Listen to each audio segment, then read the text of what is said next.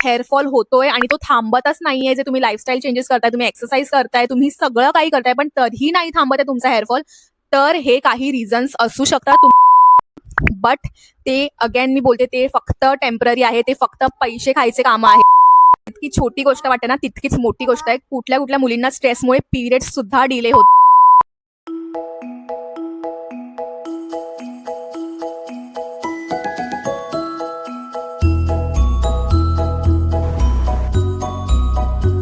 अगं कावेरी, तुझे 2 C section झालेत, 2 डिलिव्हरीज झाले, तरी तुझे केस इतके दाट, इतके स्ट्रॉंग आणि इतके लॉंग कसे आहेत? मला पण सांग ना, मला पण हवेत असे केस. चला सांगते. मला जे प्रश्न नेहमी सगळे विचारतात, माझे फ्रेंड्स, माझे फॅमिलीज, माझे कॉलिग्स, इवन माझे सबस्क्रायबर्स जे माझ्या हिंदी चॅनलवरती होते, ते सगळे मला रोज विचारायचे की यार तू काय करतेस, तू पार्लरमध्ये जाऊन कुठली ट्रीटमेंट घेतेस का, किंवा तू घरी काय असे होम रेमेडीज करते यार की तुझे हेअर्स इतके चांगले आहेत 2 डिलिव्हरीज नंतरही सुद्धा. कारण की खूप सारी बायका आहेत, खूप सारी लेडीज आहेत ज्यांचे हेअरफॉल होतात, ज्यांचे हेअर्स खूप छान असतात आधी, बट डिलिव्हरी नंतर ते खूप हेअरफॉल व्हायला लागतं किंवा हेअर ग्रोथ थांबते. तर असं सगळ्यांसोबत होतं, ऑलमोस्ट सगळ्यांसोबत होतं. बट तू असं काय करतेस की तुझे हेअर्स इतके छान अजूनही आहेत? तर या छोट्या छोट्या टिप्स मी जे करते ना, ते मी तुमच्यासोबत आज शेअर करणार आहे. सो व्हिडिओ नक्की बघा आणि व्हिडिओच्या एंडमध्ये मी तुम्हाला सांगणार आहे की माझी स्पेशल ट्रिक, स्पेशल टेक्निक, असा स्पेशल काय सिक्रेट आहे जे मी करते घरच्या घरी रोज, न पैसे कोणाला देता. ते तुम्हाला ऐकायला भेटणार आहे. सो वॉच टिल एंड, शेवटपर्यंत व्हिडिओ नक्की बघा, स्किप नका करू. आणि ते छोटे छोटे रेमेडीज आहेत ना, ते मी तुम्हाला सांगणार आहे. काय असे लाईफस्टाईल चेंजेस तुम्हाला करायला पाहिजे जे मी रोज करते, ते तुम्हाला मी सांगणार आहे. सो व्हिडिओ नक्की बघा आणि चॅनलवरती नवीन असाल तर चॅनलला सबस्क्राईब करा सगळ्यात आधी. सो चला व्हिडिओला सुरू करूया. सो हे खरं आहे की माझे 2 सी सेक्शन झालेले आहेत. हे खरं आहे की 2 वर्षातच माझे 2 सी सेक्शन झाले, तरी पण माझी लाईफस्टाईल जे आहे, जे जसं मी जगते, स्ट्रेस फ्री जगते, लाईफस्टाईल, खाणं, डाएट, एक्सरसाइज, हे सगळं ह्याचं पार्ट आहे. बट जे मी करते ना, ते आज तुमच्यासोबत शेअर करणार आहे. सो सगळ्यात पहिली गोष्ट मी हे करते की स्ट्रेस खूप कमी घेते. स्ट्रेस सगळ्यांच्या लाईफमध्ये स्ट्रेस. आता हे तर तुम्हाला बोरिंग वाटत असेल की यार स्ट्रेस काय, हे तर तू सगळेच बोलतात आम्हाला की स्ट्रेस नको घेऊ, स्ट्रेस नको घेऊ, काहीतरी नवीन सांग. सो सांगणार आहे. सगळ्यात आधी तुमचा जो प्रश्न आहे की यार पार्लरमध्ये जाऊन कुठली ट्रीटमेंट घ्यायची का, पार्लरमध्ये जाऊन आम्हाला हे सांगतात ते पार्लरवाले की तुम्हाला कॅरेटिन ट्रीटमेंट घेतली पाहिजे, तुम्हाला ही ट्रीटमेंट, ती ट्रीटमेंट घेतली पाहिजे. हे सगळे ट्रीटमेंट्स जे आहेत ना, ते स्कॅम्स आहेत असं मी नाही बोलू शकत. ते वर्क करतात. सगळ्यांचे हेअर टाईप वेगवेगळे असतात, कोणावर वर्क करतात, कोणावर वर्क नाही करत. आणि वर्क करतात तरीही ते एकदम थोड्या टाइमसाठी असतं, टेम्पररीली असतं, ते परमनंट नसतं.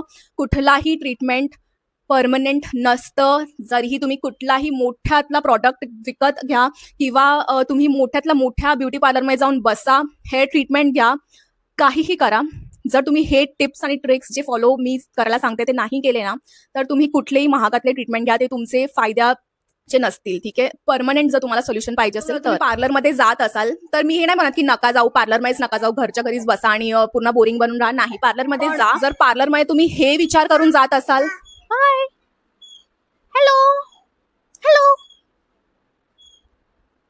हॅलो, पण जर पार्लरमध्ये तुम्ही हे विचार करून जात असणार की यार माझं तर आता परमनंट सोल्युशन निघालेलं आहे, आता मी पार्लरमध्ये जाऊनच जे काही ट्रीटमेंट ते घेणार, तर ते नाही युजफुल राहत कोणासाठीही. पण पार्लरमध्ये जा, कितकेही ट्रीटमेंट घ्या, काही करा, पण जर परमनंट सोल्युशन हवं असेल ना, तर पार्लरनी नाही होणार काम. आणि कुठल्याही सिरम, कुठल्याही शॅम्पू की कुठल्याही प्रॉडक्टनी नाही ते काम होणार. डिलिव्हरी नंतर सिव्हिअर हेअरफॉल का होतो? कारण की तुमचे हॉर्मोनल चेंजेस वगैरे खूप ड्रास्टिकली होत असतात आणि तुमचं लाईफस्टाईल वगैरे सगळंच चेंज होऊन जातं. आणि ऑफकोर्स या जर सी सेक्शन असो किंवा नॉर्मल डिलिव्हरी असो, तुमचे हेअरफॉल किंवा असं काही प्रॉब्लेम्स तुम्हाला होणारच होणार. आणि मला पण झाले.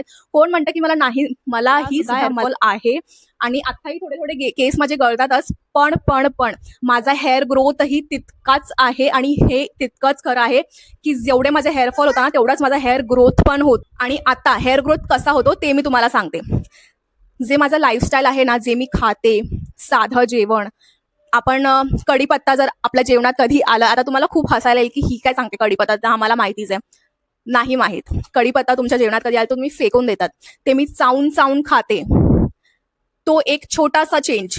मी पाणी भरपूर पिते, खूप पाणी प्या. आणि असं नाही की पाणी पितच जा असं नाही. तुम्हाला ऍटलीस्ट दिवसातून 3 ते 4 लिटर पाणी तुम्हाला प्यायलाच हवंय. आणि जरी मी तुम्हाला सांगितलं तर तुम्ही म्हणाल की हा ठीक आहे, चल मी पाणी पिऊन बघते, 2-3 दिवस पाणी पिलं आणि मग नाही झालं माझा हेअर ग्रोथ, असं नाही होत. ते तुम्हाला रोज तुम्हाला एक रुटीन बनवावं लागेल, तेव्हाच ते तुमच्यावर वर्क करेल. कारण की असं नाही होत ना की 2-3 दिवस आपण काहीतरी ट्राय केलं मग ते टेम्पररीसाठीच होणार. आता तुम्ही काही केमिकल्स वगैरे लावतायत केसांना तर ते टेम्पररी असतं, कारण की ते 2-3 दिवस तुम्ही लावता आणि मग टेम्पररी सोल्युशन्स वरती मी विश्वास नाही करत. जर तुम्हाला असे टेम्पररी गोष्टी आवडत असतील तर माझं तुमच्याशी नाही पटणार, कारण की मला टेम्पररी गोष्टी बिलकुल नाही आवडत. मला जे परमनंट गोष्टी असतात ना ते मला आवडतात आणि त्याच्यावरच माझा विश्वास आहे की फेनुग्रीक सीड्स म्हणजे जे मेथी दाणा असतं ना, तुम्हाला माहिती, हे पण तुम्हाला माहित असेल, जे रात्रभर आपण भिजवून ठेवतो आणि सकाळी उठून त्याचं पाणी पितो, तर ते जे सीड्स असतात ना ते तुम्हाला चावून खायचं. खासकर स्पेशली डिलिव्हरी नंतर तुम्हाला इतकं इमोशनल स्ट्रेस पण असतो आणि हे जे पोस्टपार्टम डिप्रेशन आहे ना, पोस्टपार्टम, तेही तितकंच खरं आहे. आणि मला माहिती आहे लेडीज, जर तुम्ही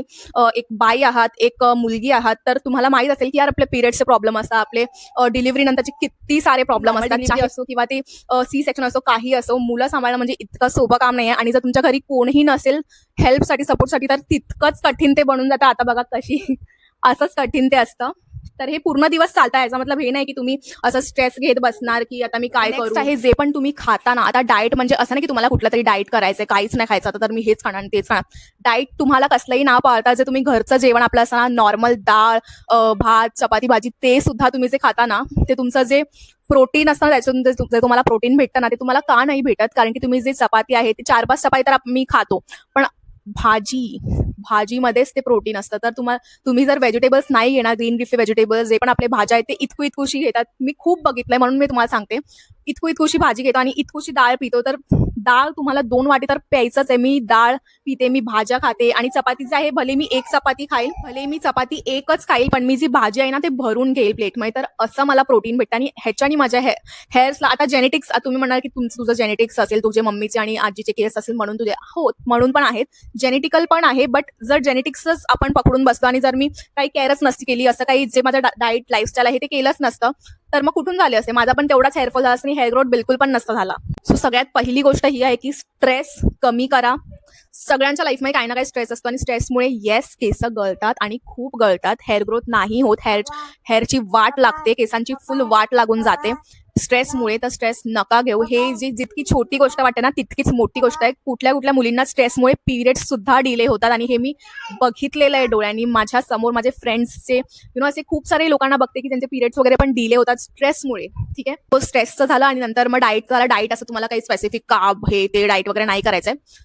तुम्हाला नॉर्मल साधं घरचं जेवण खायचंय. जर तुम्ही मला विचार असाल ना की मी हेअर मास्क लावू का, मी हे लावू, मी ते लावू, मी हा प्रॉडक्ट घेऊ का, तर नाही यार, तुम्हाला मी लावण्यावर विश्वास खूप कमी करते, मी खाण्यावरती विश्वास करते. मी खूप फूडी पण आहे, म्हणून मी फक्त जे तुम्ही खाता ना ते तुमच्या अंगाला लागतं, ते तुमच्या केसांना पण लागतं. वरवरून लावून तुमचे रूट्स काही स्ट्रॉंग होत नाही. त्यांनी हे तितकंच खरं आहे. तुम्ही जे खातात ना ते तुमचं रूट्स आणि सगळं स्ट्रॉंग बनवतं. ते तुमचं स्कॅल्प आहे ना, जे तुम्ही नखानी असं मसाज करता की यार मसाज करून माझं हेअर ग्रोथ होईल, तर तसं नाही होत. जे तुमचे नख असतात ना, उलट ते डॅमेज करतात तुमच्या हेअर स्कॅल्पला. जे तुमचं टिप आहे ना, हे जे टिप तुम्हाला दिसतं ना, ह्याच्याने तुम्हाला स्कॅल्पला मसाज करायचा आहे, त्याच्याने तुमचा ब्लड सर्क्युलेशन होतो आणि मग तुमचे हेअर ग्रोथ जे आहे ना ते स्टार्ट. सगळ्यात मोठी गोष्ट म्हणजे मी कुठलाही कर्लर किंवा स्ट्रेटनर माझ्याकडे अजूनही नाही आहे. मी कधीच माझ्या केसांसोबत असा एक्सपेरिमेंट नाही केलंय. केलं जरी असेल ते कॉलेज डेजमध्ये 1-2 वेळा केलं असेल, पण त्याच्यानंतर कधीच नाही. माझे जे लॉंग कर्ल्स जे आहेत ना तेच मला खूप आवडतात. कर्ली केस म्हणजे अशी देण आहे, एकदम मोठी एक जे बोलताना वरदान आहे. तर मला कर्ली हेअर खूप आवडतात. हिचे पण केस असेच कर्ली आहेत माझ्यासारखे. स्ट्रेटनर वगैरे असं काही यूज नाही करत. जे तुम्ही जेवढं यूज करणार ना तेवढ्या तुमच्या केसांची वाट लागते. कधीतरी असं फंक्शनमध्ये केलेलं चालतं, पण असं रोज जर तुम्ही कॉलेजला, मेनली जर तुम्ही कॉलेजला जात असाल आणि तुम्ही स्ट्रेटनर यूज करत असाल ना, तुम्ही कॉलेज गर्ल असाल आणि तुम्ही स्ट्रेटनर यूज करत असाल तर ते नका करू. रोज तुम्ही तुमचे हेअर्स असेही चांगले दिसू शकतात. तुम्ही शॅम्पू लावा मस्तपैकी, तुम्ही तेल वगैरे लावा, रोज मसाज करा. Massage is the biggest secret of my life. माझी मम्मीने मला इतका मसाज केलाय. सॅटर्डे संडे ती माझी मसाज करायची. हेअर मास्क जे आपण घरच्या घरी बनवतो ना, जे कोकोनट वॉटर झालं, परत जे आपण नारळचं जे पाणी वगैरे काढतो ते झालं, परत जे पण काही रेमेडीज असतात, खूप सारे रेमेडीज अवेलेबल आहेत तिकडे, तुम्ही जाऊन बघा. सगळे रेमेडीज करा. दही लावा, खूप चांगलं असतं केसांसाठी. परत तुमचं जे कढीपत्ताचं जे ज्यूस वगैरे असतात ते काढून तुम्ही जर तेलमध्ये मिक्स करून ते लावलं तेही खूप फायदेमंद आहे. बट अगेन मी बोलेल की लावण्यापेक्षा जास्त मी खाण्यावरती विश्वास करते. तर तुम्ही ते लावण्याच्या पेक्षा जर तुम्ही खाल तर जास्त लवकर तुम्हाला रिझल्ट भेटतील. आणि असं बिलकुल पण नाहीये जे तुम्हाला लोक म्हणतात ना की नाही नाही असं तर तुम्हाला होम रेमेडीजनी नाही होणार, तुम्हाला हे ट्रीटमेंट करावीच लागेल, ती ट्रीटमेंट करावीच लागेल. ट्रीटमेंटनी होईल सगळं, बट ते अगेन मी बोलते ते फक्त टेम्पररी आहे, ते फक्त पैसे खायचे कामं आहेत, ते परमनंट सोल्युशन नाही आहे. कोणालाही मोठे मोठे लोक जाऊन बघा, त्यांना कोणालाही असं परमनंट म्हणून असं हेअर ग्रोथ नाही झाले त्या सगळ्या ट्रीटमेंट्समुळे. त्यांना टेम्पररी ॲज अ हे भेटतं आणि ते पण घरच्या घरी हेच सगळं करतात आणि तुम्हाला खोटं म्हणतात की आम्ही हे ट्रीटमेंट केली, आम्ही ती ट्रीटमेंट केली.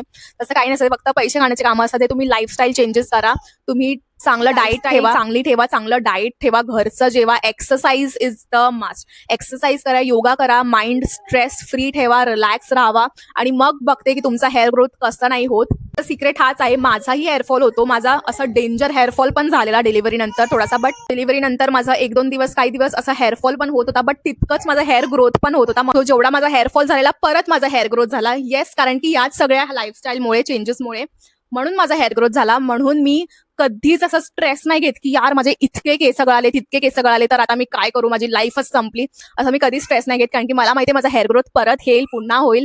आणि असं नाहीये की पुढे जाऊन मला टिप्स अँड ट्रिक्स आहेत. आता हे जे कढीपत्ता तुम्हाला बोलले की असं नाहीये की रात्रभर तुम्हाला भिजवून ते, किंवा मेथीचे सीड्स मी तुम्हाला बोलले रात्रभर भिजवून मगच ते तुम्हाला, तुम्ही कढीपत्ताचे आपण नॉर्मल कढीपत्ताचं बोलले ते रोज तर तुम्ही नाही करू शकत. रोज कोण कढीपत्ताचं तेल हे काढणार आणि मग ते तेल मिक्स करून लावणार, तर रोज तुम्ही नाही हे करू शकत. मला पण माहिती आहे सगळ्यांना खूप कामं असतात. सगळं घरच्या घरी तुम्ही जे जेवणामध्ये कढीपत्ता येतात ते चावून खा. तर तुम्ही जेवणामध्ये कढीपत्ताला चावून खा, काहीही असं फेकू नका की जेवणात मला हे नाही आवडत, हे नाही आवडत. सगळं काही तुम्हाला चावून खायचं आणि त्याच्याने तुमचे जे रूट्स आहेत, तुमचे जे टिप्स आहेत ना, ते स्ट्रॉंग होतील आणि मग तुमची हेअर ग्रोथ. आता मी माझा सिक्रेट सांगते की मी काय करते आणि हे मी आता असं गेल्या 4-5 दिवस किंवा गेल्या 2-3 महिने हे नाही करत. मी हे खूप आधीपासून, जे लग्नाच्या पण आधीपासून मी करायचे ते सिक्रेट मी तुम्हाला सांगणार आहे. म्हणून माझे हेअर इतके छान, इतके दाट आणि इतके चांगले आहेत. सो ह्याचं सिक्रेट हा आहे की तुम्हाला रोज रात्री जे सेंधव मीठ असतं ना, रॉक सॉल्ट ज्याला म्हणतात, ते तुम्ही पाण्यात भिजवून ठेवा. ते मस्तपैकी भिजून द्या. ते तुम्ही सकाळी उठून तोच पाणी मस्तपैकी सिप करून प्यायचं. असं तुम्हाला एक गडगड असं गिळायचं नाही, सिप करून प्या. आणि मग बघा तुमचं जे हायड्रेशन लेवल राहील आणि तुमचं जे हेअर ग्रोथ स्टार्ट होईल ना. आणि मला असं वाटतं की माझ्या हेअर ग्रोथचा रिझन तो सगळ्यात मोठा रिझन आहे, कारण की हे सगळे छोटे छोटे रिझन्स तर मी पाळत असते, बट हा जो रिझन आहे तो सगळ्यात मोठा आहे, कारण की मी हे खूप आधीपासून करत आलेली आहे. आता तुम्ही हे नका म्हणू की मी आज स्टार्ट केलं आणि मला उद्या लगेच रिझल्ट पाहिजे, असं नाही होत. तुम्ही कुठल्याही दुनियामधून, कुठल्याही कोपऱ्यामधून दुनियाच्या जाऊन हे घेऊन या सोल्युशन, पण तुम्हाला असं रातोरात रिझल्ट नाही भेटत केसांचे. तुम्हाला हे रोज करावं लागेल, रोज पाळावं लागेल. अल्टरनेट डेज करा जर रोज नाही जमलं.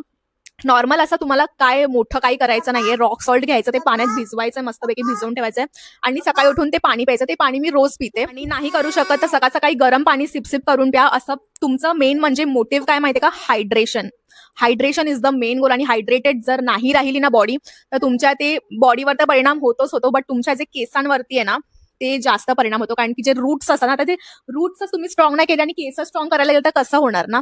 मग रूट्स तुम्हाला आधी स्ट्रॉंग करायचे, ते फक्त हायड्रेशननीच होऊ शकेल, हायड्रेशननीच पॉसिबल आहे. आणि ह्याच्यानी जे तुम्हाला आता मी टिप्स सांगितल्या ना, त्याच्याने हायड्रेशन प्रॉपर मेंटेन राहील. प्रॉपरली तुम्हाला आता हेअर ग्रोथ, आता हिचे पण हेअर्स बघू शकता, ते जेनेटिक्स तर आहेत, पण ही जर मोठी झाली आणि असेच काही स्ट्रेटनर वापरायला लागली, काही ट्रीटमेंट करायला लागली, तर हिची हेअर ग्रोथ मग नाही थांबणार, राईट.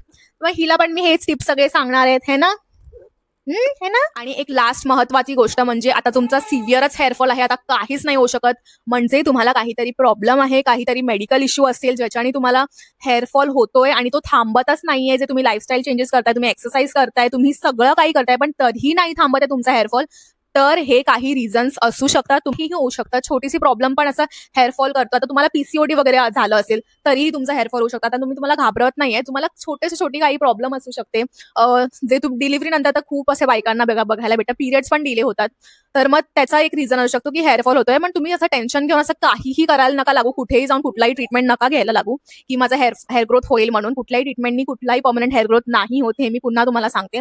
सो हे काही टिप्स अँड ट्रिक्स आहेत. आणि जर तुमचा एकदमच सिव्हिअर हेअरफॉल होतोय आणि आता टक्कलच पडायला लागलाय, तर मग तुम्हाला हेअर ट्रान्सप्लांट, किंवा जर इतके पैसे तर नाही आहेत हेअर ट्रान्सप्लांटसाठी, तर मग असं काही ट्रीटमेंट सोल्युशन तुम्ही डॉक्टरकडे जाऊन घेऊ शकता. प्रॉपर जो डॉक्टर असतो त्याच्याकडे जाऊन तुम्ही घेऊ शकता.